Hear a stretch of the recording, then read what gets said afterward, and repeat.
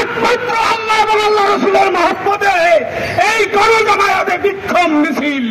বিশেষ করে রবিউল আউয়াল মাসে নবী করিম সাল্লাল্লাহু আলাইহি ওয়াসাল্লামের সিরাত মাহফিল করি, আর ঠিক এই মাসেই ভারতে আমাদের নবীর নামে, নবী করিম সাল্লাল্লাহু আলাইহি ওয়াসাল্লামের নামে কটূক্তি করে যায়।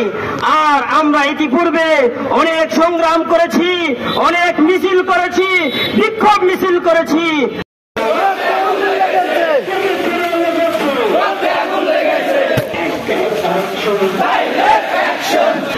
প্রত্যেকবারই আমরা বাধাপ্রাপ্ত হয়েছি। আমরা গত স্বৈর শাসক শেখ হাসিনাকেও আমরা বলেছিলাম যে আমাদের নবীর নামে যদি কোনো কটূক্তি করা হয় তাহলে প্রধানমন্ত্রীর পক্ষ থেকে, প্রধানমন্ত্রীর জবাব থেকে যেন এই প্রতিবাদ করা হয়। কিন্তু আজ পর্যন্ত, যতদিন পর্যন্ত শেখ হাসিনা, স্বৈর শাসক শেখ হাসিনা ছিল, ততদিন পর্যন্ত সরকারের পক্ষ থেকে কোনো প্রতিবাদ করা হয়নি। পক্ষান্তরে আমরা দেখছি এই আমাদের পার্শ্ববর্তী দেশ একবার নয়, দুইবার নয়, প্রতিবারই তারা আমাদের ইসলাম নিয়ে, আমাদের নবী নিয়ে, আমাদের কোরআন নিয়ে তারা ব্যঙ্গ করছে, বারবার তারা সীমা লঙ্ঘন করছে। অতএব আমরা পরিষ্কারভাবে বলে দিতে চাই, যদি বাংলাদেশের উলামায়ে কেরামের সিদ্ধান্ত হয় রং মার্চের, যদি বাংলাদেশের উলামায়ে কেরামের যে কোনো সিদ্ধান্ত হয়, সেই সিদ্ধান্তে, সেই কর্মসূচিতে আপনারা আমরা সকলেই একমত আছি কিনা, কি বলেন? যে কোনো সিদ্ধান্তে আমরা অগ্রসর হব ইনশাআল্লাহ। সম্মানিত উপস্থিতি, আমি আপনাদেরকে অনুরোধ করে বলবো যে আল্লাহ নবীর দুশমনেরা ছিল, আছে, থাকবে, কিয়ামত পর্যন্ত তারা থাকবে। রঙ্গিলা ছবি লেখে সে নিস্তার পায়নি, তাকে মাটির নিচে চলে যেতে হয়েছে। আল্লাহ রাসূলের লাশ চুরি করার ষড়যন্ত্র ইহুদিরা করেছে, তাদেরকে ছাড় দেওয়া হয়নি, দৃষ্টান্তমূলক জ্বালিয়ে পুড়িয়ে ভস্ম করে দেওয়া হয়েছে। অতএব এখনো নতুন কোন শয়তানের যদি জন্ম হয়, তারও বিচার করতে আশিকে রাসূলরা প্রস্তুত রয়েছে। আমাদের নবীকে নিয়ে পৃথিবীর কোন অঞ্চলে, পৃথিবীর কোন অংশে অবমাননা হবে, বিশ্বের মুসলমান দেশে থাকবে না। ওই ব্যক্তির কল্লা গোলা তোলা দিয়ে উড়াই দিতে হবে। মুসলমান তাওহীদ জনতা, ইমাম উলামা পরিষদ যদি রাসূলের জন্য জীবন দিতে বলে, কে কে জীবন দিতে রাজি আছেন?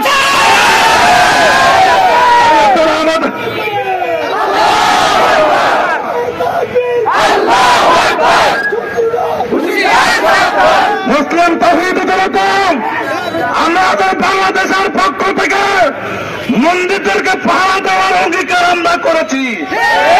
আর তোমরা ভারতে বসে আমাদের ইসলামকে নিয়ে কটূক্তি করছো, আমরা বাঙালি আর মানব না। এদেশ ৭১ স্বাধীন হয়েছিল, ভারত সহযোগিতা করেছিল। 2024 সালে আবার দেশ স্বাধীন হয়েছে, ভারতের সহযোগিতার প্রয়োজন হয় নাই। এদেশের বীর সন্তানেরা বাঁশের লাঠি দিয়ে দেশকে স্বাধীন করেছে এবং দেখা গিয়েছে এদেশে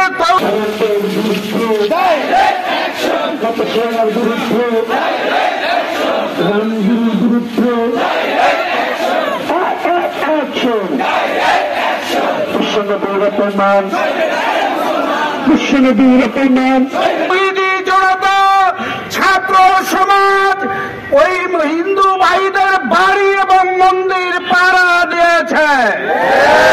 দুনিয়া দেখেছে কেমন সাম্প্রদায়িক সম্প্রীতির দেশ বাংলাদেশ। এটাকে বিনষ্ট করার জন্য দুনিয়াতে আমাদেরকে উস্কিয়ে দেওয়ার জন্য আমাদের প্রতিবেশী রাষ্ট্র ভারতের এক পুরোহিত উস্কানিমূলক বক্তব্য দিয়েছে, রাসূলকে ব্যঙ্গ করেছে, অসম্মানজনক আচরণ কথা বলেছে।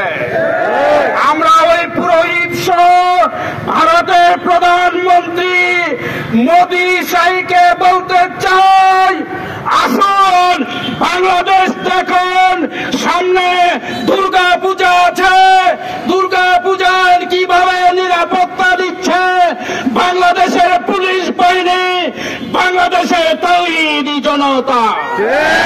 এতে যাও, আমন্ত্রণ জানাচ্ছি। তোমরা ধিকৃত জাতি, তোমরা নিজ দেশে ধর্ম নিরপেক্ষ বলো, তোমাদের সংবিধানে ধর্ম নিরপেক্ষতা আছে, মূলত তোমরা ধর্মের উপর আঘাত করেছ। আমাদের নবীর প্রতি বিশ্বাস স্থাপন করা আমাদের ইমানি দায়িত্ব। নবীকে ব্যঙ্গ করা, নবীকে অপমান করা, সারা দুনিয়ার মুমিন মুসলমানদের ইমানে আঘাত করা। আমাদের অন্তরে আগুন লেগেছে, আমাদের ইমানে আগুন লেগেছে। এই আগুন দ্বিগুণ হারে জ্বলার পূর্বে ওই পুরোহিতকে গ্রেফতার করে দেখিয়ে দাও যে যাহা করেছে অন্যায় করেছে।